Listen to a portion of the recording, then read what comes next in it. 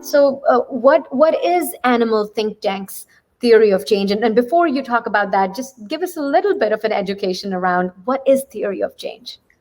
Well, I mean, I think theory of change, I can explain it very, very simply. It really is what it sounds like. It's what is our beliefs about how change is made.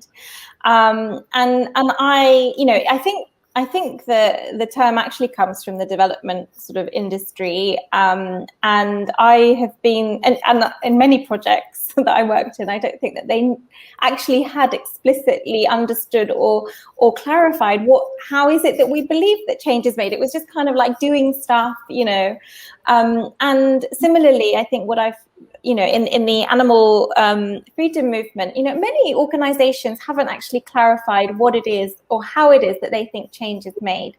And so when we're talking about the sort of social movement ecology framework, it is so useful for understanding the different theories of change that are happening. I mean, so veganism, there is an underlying assumption or theory of change that, well, individual change can lead to broader societal changes.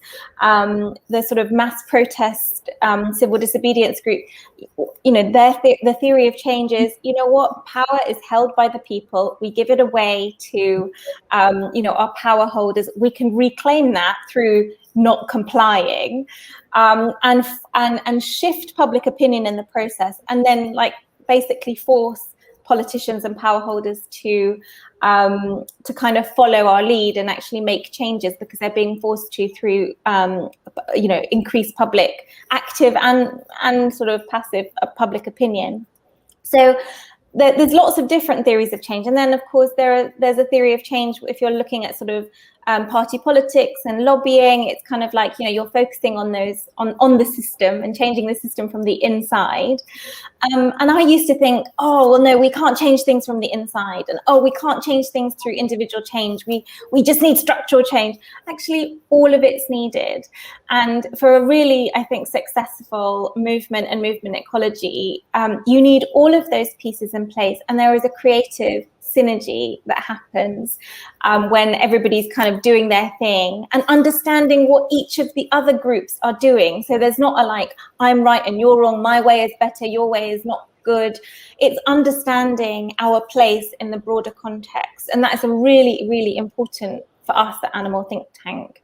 And different roles and different theories of change come to prominence at different points in the movement cycle.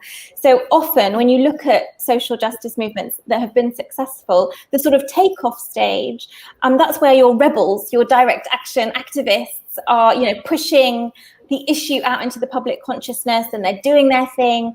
And then once they've got the public's attention and maybe the power holders' attention, that's when the kind of reformers or the NGOs or those who are used to interfacing with, policymakers, they come to the forefront to codify the changes that are being pushed for by the rebels.